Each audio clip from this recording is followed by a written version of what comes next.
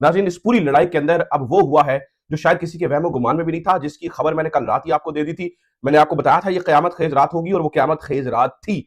इसके अंदर पूरी दुनिया का इकोनॉमिकली और पॉलिटिकली नक्शा तब्दील हुआ है। अचानक डोनाल्ड ट्रंप ने हमले रोकने का हुक्म दे दिया इस्राइल को कि अब आपने सियोनी रियासत को कहा कि अब आपने मज़ीद हमले नहीं करने। ऐसा क्यों हुआ? बहुत सारे तज्ज़ियाकार ये बता रहे हैं कि ईरान ने वहां पे हिट किया है जहां पर शायद सबसे ज्यादा तकलीफ तमाम बड़े फैसला साजों को होगी। तो ईरान ने कहां पे हिट किया है, इस एक स्ट्राइक ने कैसे पूरी लड़ाई का नक्शा तब्दील किया है, इसके ऊपर आज मैं तफसीलन आपके सामने रखूंगा। कुछ ही देर पहले डोनाल्ड ट्रंप का ट्वीट आया है और उस ट्वीट के अंदर इस बात का वादा किया जा रहा है कि आइंदा हम ये नहीं करेंगे, आइंदा ये नहीं करेंगे। ये डोनाल्ड ट्रंप के ट्वीट में कहा जा रहा है। तो ये अचानक कल रात के अंदर क्या चीजें हो गई, कितनी बड़ी तब्दीली आ गई, इसके ऊपर अहम तरीन, ये बहुत ही अहम खबर है। ये और इससे रिलेटेड 6 और बड़ी खबरें हैं जो आज की वीडियो में हमने डिस्कस करनी है। खासतौर पर जनरल आसिम मुनीर की हंगामी मुलाकात तमाम शिया उलमा से, पाकिस्तान को किस चीज का जो है वो खतरा महसूस हो रहा है। अचानक जनरल आसिम मुनीर शिया उलमा से क्यों मुलाकातें कर रहे हैं, क्यों कह रहे हैं किसी दूसरे मुल्क में होने वाले मामलात या का असर यहाँ पर नहीं पड़ना चाहिए, पाकिस्तान के अंदर क्या चल रहा है। और डोनाल्ड ट्रंप की इंतजामिया के अंदर बजाते खुद बगावत हो गई है। वो जो कैंड ने बाहर आके सब कुछ बता दिया है जो अंदर खाते हो रहा था। ये और इससे रिलेटेड बता रहा हूं मैं 6 बड़ी खबरें हैं, एक एक करके नाज़रीन मैं सारी आपके सामने रख देता हूं। आपसे दरखास्त है कि चैनल को सब्सक्राइब जरूर कीजिए, घंटी का बटन जरूर दबा दीजिए और हो सके तो ज्यादा से ज्यादा ग्रुप्स में शेयर करें। आपको अंदाजा ही है कि इस वक्त जो है वो किस कदर रोकी जा रही है बातें और किस कदर रिपोर्ट किया जा रहा है। इसमें आप हमारा साथ दे सकते हैं, ज्यादा से ज्यादा शेयरिंग करके ज्यादा से ज्यादा जो है वो आगे पहुंचा के। मेरी तबीयत थोड़ी खराब है इसलिए मैंने कल रात की वीडियो भी नहीं कर सका और I am really sorry for that. लेकिन मुझे अगर वीडियो के बीच में थोड़ी खांसी आ जाए तो उसे बर्दाश्त कीजिएगा। इंपॉर्टेंट खबरें इसलिए मैंने सोचा कि मैं वीडियो बना दूं, अदरवाइज तो मुझे रेस्ट ही करना चाहिए था। खबर सुने नाज़रीन, माफ कीजिएगा। कुछ देर पहले नाज़रीन डोनाल्ड ट्रंप ने एक ट्वीट किया है और ये ट्वीट बहुत ही मानी खेज है। वो कहते हैं Israel out of anger for what he has taken place in the Middle East has violently lashed out a major facility known as South Pars gas field in Iran. A relatively small section of the whole has been hit. The United States knew nothing about this particular attack. नाज़रीन, ये इतनी important लाइनें हैं। दुनिया का ताकतवर तरीन सदर, दुनिया यानी कि सुपर पावर का सदर कह रहा है ये जो कुछ हुआ मेरे इल्म में नहीं था, मुझे नहीं पता था ये होगा। और वो ये कह रहा है कि सेहूनी रियासत ने गुस्से से एक अमल किया, उन्होंने ईरान की पार्स गैस फील्ड के अंदर हमला किया और वो एक छोटा हिस्सा है पूरे सेक्शन का, रिलेटिवली, जैसे मतलब वजाहत दे रहा हूं माफ कीजिएगा, दुनिया के ताकतवर तरीन आदमी को वजाहतें देने की, क्लैरिफिकेशंस देने की जरूरत क्यों पड़ी है कि मुझे नहीं पता था इस अटैक के बारे में, मुझे नहीं पता था इस हमले के बारे में। आगे चले, वो क्या कहता है, and the country of the Qatar was in no way shape or form involved with it. यानी कि इस पूरे मामले में कतर तो बेचारा इन्वॉल्व ही नहीं था। अब सुनते जाइए, एक एक लाइन इंपॉर्टेंट है, एक एक लफ्ज इंपॉर्टेंट है। अच्छा, और not did it have any idea that it was going to happen, और उन्हें कुछ अंदाजा नहीं था ये होने वाला। Unfortunately Iran did not know this, बदकिस्मती से ईरान को भी इस बात का नहीं पता था। और any of the Pertin facts that, अच्छा जी, वो कहते हैं जी साउथ पार्स गैस का उन्हें अंदाजा नहीं था, and unjustifiably and unfairly attacked a portion of Qatar's LNG facility.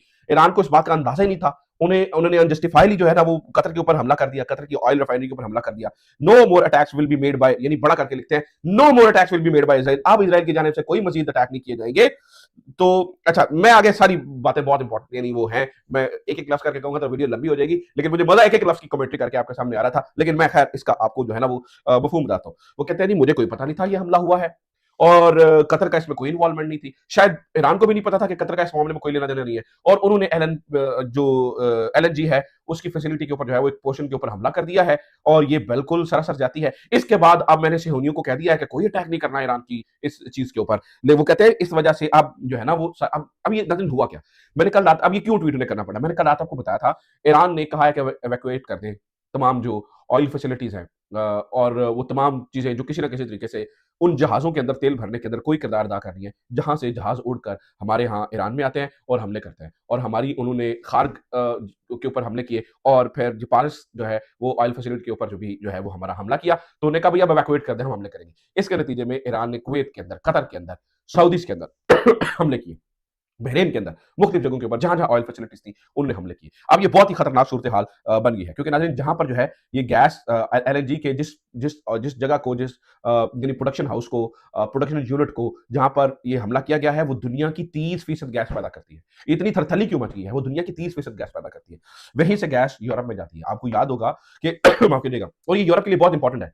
देखिए, यूरोप ने कट ऑफ किया हुआ है रशिया से, अमेरिका के कहने के ऊपर, क्योंकि उन्हें ये लगता है कि रशिया जो है वो यूक्रेन के खिलाफ ये इस्तेमाल कर रहा है हथियार और ये वो, और उनके खिलाफ जो है वो जंग में है, तो रशिया का बैकआउट करके, क्योंकि वहां से वो गैस नहीं ले रहे एलएनजी वगैरह, और वो ले रहे थे कतर से। अब देखिए, यूरोप गेट्स रफली 20% of its LNG from Qatar, that supply just got touched literally. Germany, France, Italy, all leaning on Qatar LNG after cutting off Russia gas. European natural gas prices are about to go parabolic. वो ये बता रहे हैं कि भाई Russia के बाद सारी की सारी डिपेंडेंस तो आ गई थी इनके ऊपर। पूरे यूरोप की 20% जो गैस है एलएनजी है वो तो इसी फैसिलिटी से जाती थी, कतर यहीं से जो है ना वो लेके जाता था। अब उस फैसिलिटी के ऊपर जो है वो ईरान हमला कर देगा, तो ये मामला सिर्फ कतर के लिए प्रॉब्लमेटिक नहीं है, ये पूरी ग्लोब के लिए, खासतौर पर यूरोप के लिए ये बहुत प्रॉब्लमेटिक पूरा मामला है। और इससे उनकी इकोनॉमीज हिट करेगी, यहाँ पर जो है वो गैस की प्राइसेस ऊपर जाएंगी, अवाम जो है वो तपेगी, गुस्सा आएगा और अवाम पूछेगी ये क्यों हो रहा है, तो वो कह रहे भाई वो लड़ाई में वो हो रहा है, और वो अब वो सारा गुस्सा